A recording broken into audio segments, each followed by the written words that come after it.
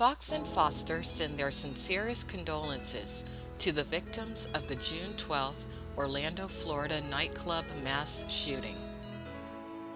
Foxx and Foster encourage concerned individuals worldwide not to allow the evil within our entertainment industries, political systems, and news media to utilize the love that exists between healthy couples, be they heterosexual or homosexual, as a tool or bargaining chip to manipulate or sway voters to justify and or legalize the horrific agendas and crimes against children, such as pedophilia. Imagine taking your kids to Hershey Park over the summer. Hershey Park announced this week that transgender guests visiting the theme park may use the bathroom that matches their gender identity or family restroom if they wish. So they can just go in, males can go into the female restroom at an amusement park. So a place targeted to kids, which is, even worse. Specifically, yeah. Which is even worse. I guarantee you,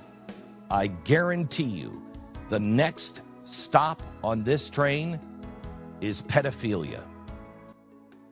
Go ahead and start talking about Glenn Beck. Now, I'm not going too much into the Glenn Beck situation because I still need to research a bit on my own, and I need to let a few events transpire before I do say some things that definitely need to be said in a separate video, which will come later in June. Right. But Glenn Beck, as of recent, has gone off on the issue of pedophilia. This isn't an outcry from the people. No. This is 0.3% of the population. This, when you saw the gay marriage thing, that was pushed through by the administration, but we would have arrived there anyway ourselves. We would have gotten there. Another 5 or 10 years, we would have gotten there anyway. It was already on that path. Transgendered bathrooms have come out of nowhere and are being jammed down our throat. I guarantee you, the next stop on this train is pedophilia. I guarantee it. They will normalize pedophilia. I believe that he is correct, considering the attachment of Randazza Legal Group to a highly publicized legal battle that Glenn Beck was involved in I believe the year 2009, that stemmed from the creation of a website by one of his adversaries, which was, and I will post the actual domain name on this webcast, but I believe it was something along the lines of Glenn Beck raped and murdered a girl in 1990.com. But where Randazza Legal Group ties into this. A parody domain, by the way, right? Yeah, well, what I find interesting about that entire situation is that it all does circulate around a domain name, which was allegedly slanderous and libelous, but then out of the blue, you have who? The same man who has filed the civil suit against me, Mark Randazza, swooping in to defend the presence of that slanderous and libelous domain name. Today, you have Mark Randazza involved with our key stalkers who have created a plethora of blog posts and in some cases bought .com domains specifically designed to slander not only us but our family members in a similar fashion. Right. Now, a key element of that domain that was attached to Glenn Beck's reputation had to do with him either being able to or not being able to disprove a negative. Yet the lawsuit that I'm dealing with today essentially deals with the same thing. Can he disprove a negative in regards to something that I have said and written? The thing about Randazza is that Randazza is directly connected to pedophilia. Mark Randazza has written an extensive essay defending a book called The Pedophile's Guide. So right there, that's 1 point for Glenn Beck. Mark Randazza also is directly attached to the pornographic industry, which, as we know, has many professionals working within it who are involved in pedophilia. Well, in promoting pedophilia, definitely. So that's another point for Glenn Beck. But the most scathing thing in regards to Mark Randazza has to do with the fact that he attended a Libertarian Party luncheon hosted by an internationally known convicted pedophile by the name of August Kurt Bracob, a.k.a. Kurt Treptow.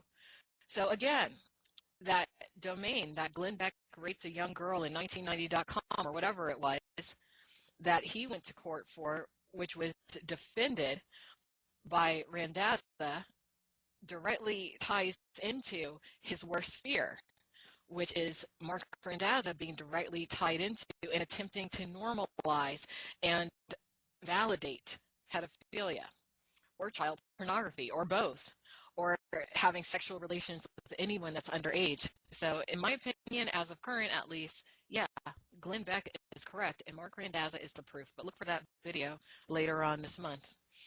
Well, and I mean, we've talked about this in the last couple of videos, or last couple of months, with Playboy going non-nude, that yes. they can shoot underage girls. And then we had an ex-Playboy model, Coco Austin, last month that was on our videos because she is, twerking semi-nude with a 4-month-old baby. Now, she was wearing a teddy. She was wearing a thong teddy. I mean, to me, I'm not even sure. With her whole butt hanging out, boobs hanging out, you could see through it, and she's twerking on her baby. And you got to understand what they're doing with this is what they're wanting to do is normalize so they can have pornography with children right there on the set with them. And they're marking innocent lives. These children who are born to these people, okay, fine, maybe they sold their soul, but give the child a chance. And like, for example, Coco's child, now she's going to grow up with a stigma of being hot to trot the second that she, hits her teen years, if not earlier. And what if she's not that kind of girl? Just because her father is basically a pimp and her mother is basically a hoe doesn't mean that that's what they produce. She might grow up and become a scientist who cures some disease that completely revolutionizes the world. But unfortunately, she's going to have to consistently fight with the stigma of every guy that she encounters who knows of her parents saying, oh, hey, do you got to ass like your mama? Right. Well, and again, I mean, this is them moving children into highly sexual situations on movie sets. We know that they just came out with Game of Thrones was another thing that we talked about last month, that I saw an article talking about the children of the forest in Game of Thrones. And I'm like, there should be no children on those sets. I mean, these are porn sets. These are violent porn sets, and they have children on them. And that's what Coco, you got to understand, that's what she's doing, is they want to sexualize babies. She sexualized that baby. And this is what they're really pushing right now. And people, they see it and they go, oh, it was just her being silly. No, it wasn't. This is an agenda. No, and I mean, you have lots of things. Like Steve Hirsch. He's been doing it for years. Didn't he offer that little girl, what's her name, Honey Boo Boo, or someone some sort of a deal when she hits 18? Again, going back to this, there's a long, long history of promoting and protecting pedophilia in the entertainment industries. And I mean, Woody Allen at the Cannes, a comedian made a joke about how he had made so many movies in Europe, yet he hadn't been convicted for sexual abuse against a child or whatever the charge was. But it was a loose reference to Roman Polanski. And it took off, and at the same time, his son had guest posted an article, a scathing article against media, and how they don't ask the questions that predators don't want asked, and that you can get blacklisted and not be able to interview certain people if you don't go along and keep these secrets. And that he himself had done it. And then his sister comes out with all this, with the allegations against Woody Allen and that, I mean, these are old allegations, and I'll tell you, you really need to just look around. It doesn't take a lot to go find out that Vanity Fair had done an article on 10 undeniable facts about the Woody Allen case, and I mean, he's guilty as hell.